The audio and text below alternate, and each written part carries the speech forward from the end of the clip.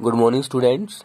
This is class 10th History, Chapter 5 Print Culture and the Modern World.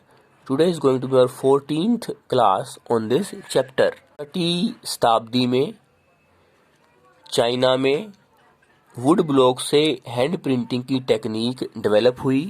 बौद्ध भिक्षु would block से hand printing की technique China से Japan ले गए।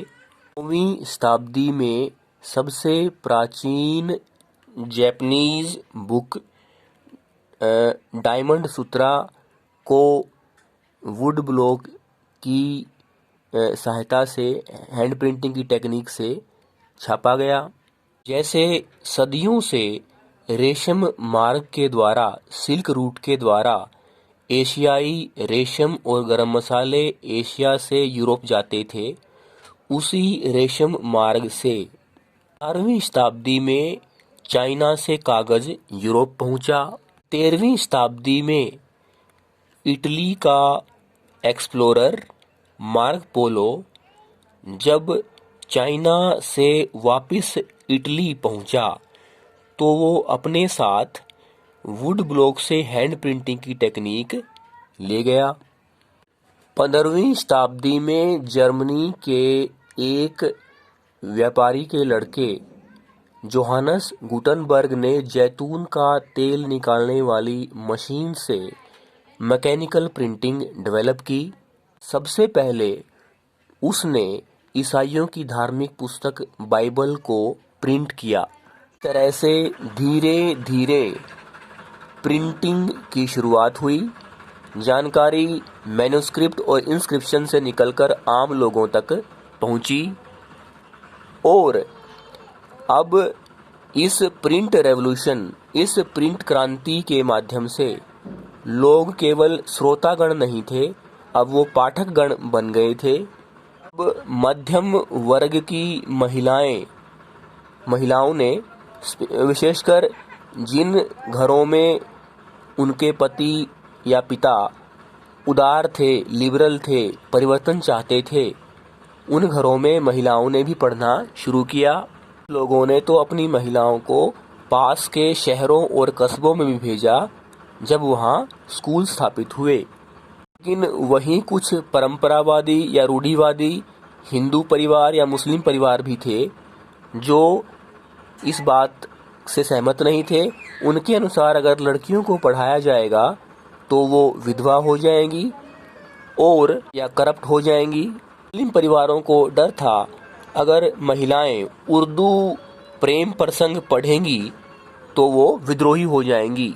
ही एक उदाहरण है उत्तरी भारत के एक मुस्लिम परिवार से, जहां एक लड़की उर्दू पढ़ती है, छिपकर उर्दू सीखती है, जबकि उसका परिवार उसको अरबी भाषा में लिखी कुरान पढ़ने के लिए कहता है। पूर्वी बंगाल में 19वीं शताब्दी की शुरुआत में एक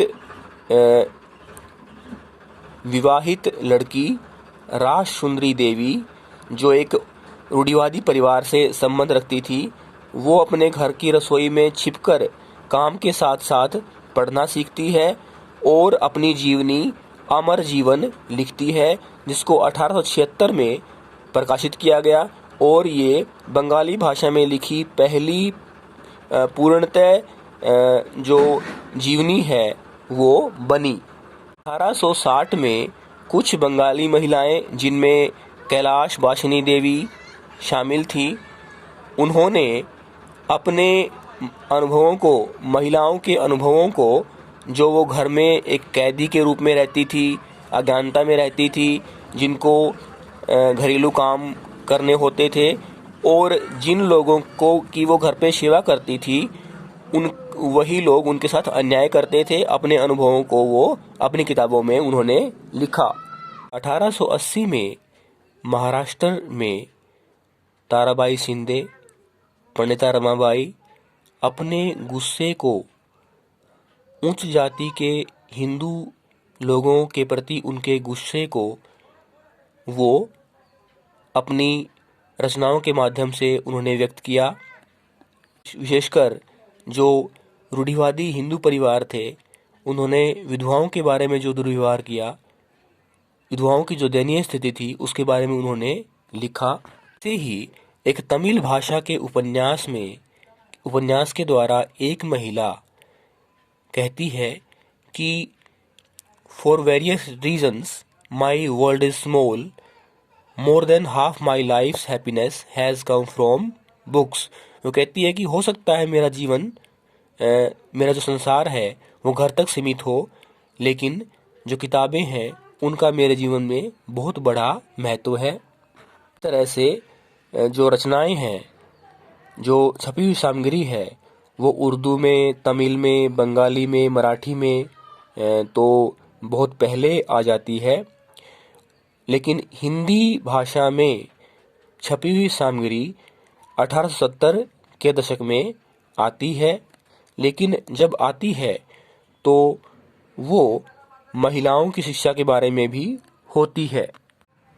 20वीं शताब्दी की शुरुआत में तो कुछ जर्नल लिखे गए, वो महिलाओं ने लिखे, और उन जर्नल में महिलाओं की शिक्षा, विधवा पुनर्विवाह और स्वतंत्रता संग्राम के बारे में उन्होंने चर्चा की।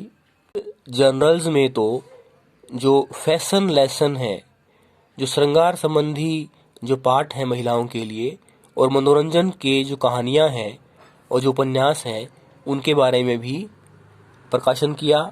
उदाहरण के लिए पंजाब में 20वीं शताब्दी की शुरुआत में लोक साहित्य छपा, जिसमें राम चड्ढा की बेस्ट सेलिंग बुक स्त्री धर्म विचार सामने आई।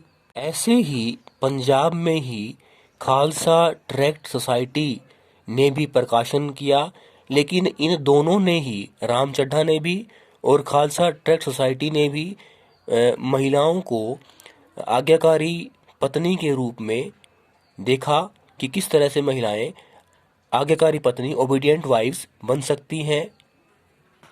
ही वेस्ट बंगाल की जो कैपिटल है कोलकाता, वहाँ पर एक जगह है बटाला, पॉपुलर बुक्स को छापा गया और सस्ती सामग्री, धार्मिक सामग्री और ग्रंथ लोगों तक पहुंचाए गए, जिनमें गंदा साहित्य या स्कैंडलस लिटरेचर भी शामिल था।